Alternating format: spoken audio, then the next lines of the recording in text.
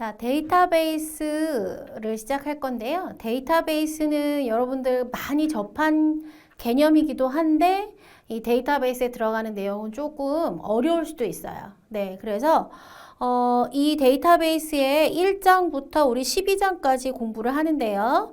1장은 데이터베이스의 기본적인 개념 나오는 개요. 그 다음에 2장은 데이터베이스 시스템, 3장은 객체 관리, 모델링, 또 관계, 4장은 관계 데이터베이스, 5장은 SQL 언어 나오고요. 6장은 지리 최적화, 지리 처리 및 최적화, 그 다음에 7장에 정교화가 나옵니다. 정교화는 많이 어려워들 하는 것 중에 하나인데 강의를 들으시면서 정교화할 때 뭐에 신경 써야 되는지 신경 쓰는 부분들만 기억을 하시면 돼요. 그리고 8장의 회복도 어려운 것 중에 하나죠. 8장, 7장, 8장, 9장. 네, 9장은 동시성 제어고요. 이 부분이 조금 어렵고, 그 다음에 10장, 11장, 12장은 기본적으로 많이 하는 내용들은 아니고 조금 확장된 개념의 내용들이에요.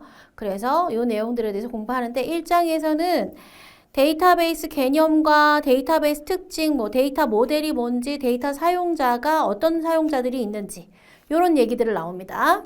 그리고 2장에서는 데이터베이스 시스템의 구조가 어떻게 되는지, 또 관리 시스템은 어떤 건지, 데이터베이스 관리 시스템은 어떤 거고, 시스템 구성 요소가 어떤 건지, 뭐 이런 것들이 나와요. 여기서 데이터 언어에 대한 얘기도 잠깐 나오고요. 네. 3장에서는 여러분 관계 데이터, 객체 관계 모델링에 대해서 나와요. ER 모델링 개념도 나오고요. 그 다음에 데이터베이스 설계를 어떻게 하는 건지 나옵니다. 그래서 여기에서는 모델링에 대한 개념으로 보시면 되고, 모델링이라는 것은 어떻게 설계하는지, 설계를 모델링이라고 해요. 설계에 대한 개념들을 공부하신다고 보시면 돼요. SQL 언어에서는 SQL 언어 하면 일반적으로 많이 사용하고 있는 버전 3, 그러니까 1998년도에 그 SQL 3단계로 표준화시킨 그 표준 언어가 있어요. 그래서 요거를 데이터 언어가 SQL인데, 데이터 언어 SQL인데, 이 SQL을 보통 관계 데이터베이스의 언어를 가지고 합니다. 그리고 데이터 정의는 어떻게 하는지, 조작은 어떻게 하는지, 제어 어떻게 하는지, 그 해당되는 언어들이 어떻게 되어 있는지, 언어들에 대한 종류도 아셔야 되고, 내용도 아시면 됩니다.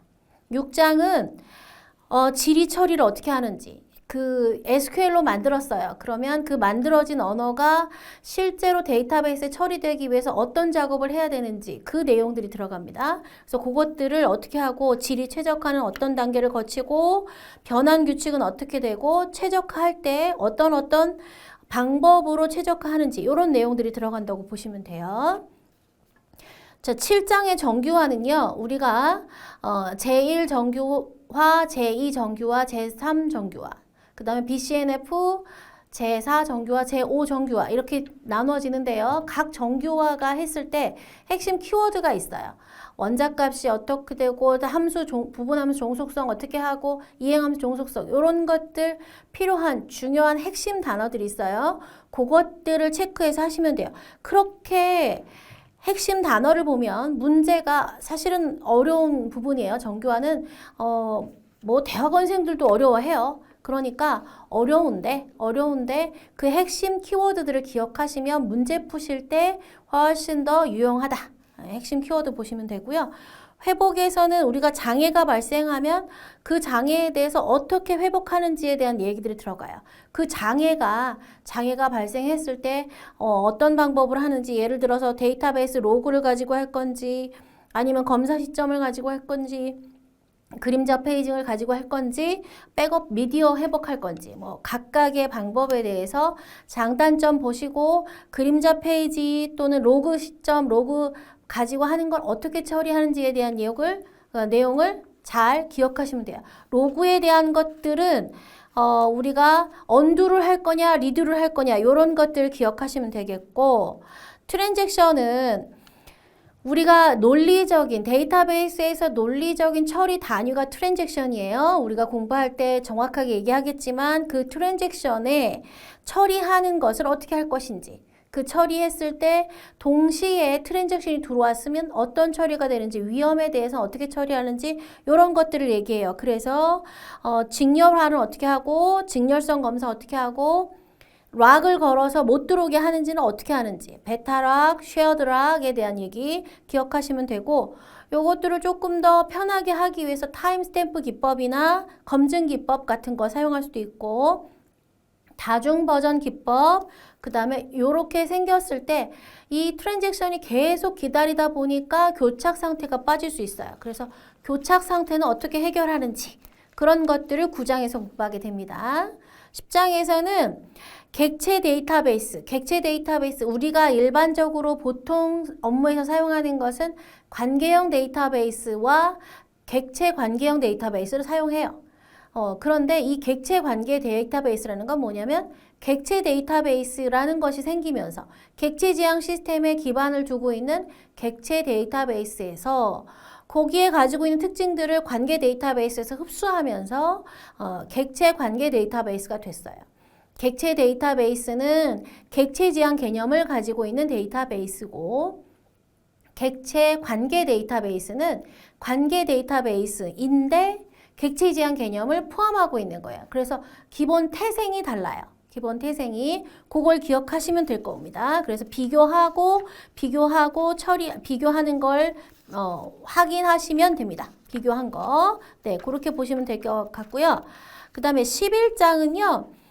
네트워크 상에서 데이터베이스를 어떻게 이용하느냐. 그 클라이언트 서버 관계의 데이터베이스가 있고 웹 데이터베이스가 있어요. 그 데이터베이스의 특징들에 대해서 설명을 하고 있고요.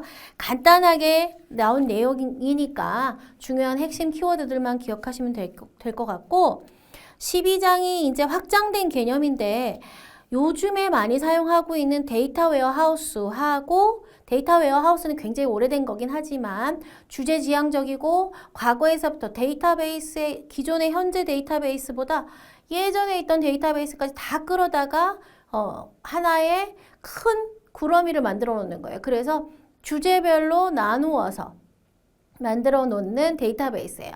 왜 그러느냐? 마이닝을 하기 위해서 그런 거예요. 그거보다 더 큰 데이터베이스가 뭐냐? 빅 데이터베이스죠. 그래서 비정형 데이터, 정형 데이터, 반정형 데이터, 비정형 데이터까지 다 기록해서 저장할 수 있는 그런 데이터가 빅데이터죠. 빅데이터의 개념하고 빅데이터를 처리하면서 가장 우리가 분석해서 우리가 원하는 정보를 얻기 위해서 필요한 데이터 마이닝까지 12장에서 공부를 해요.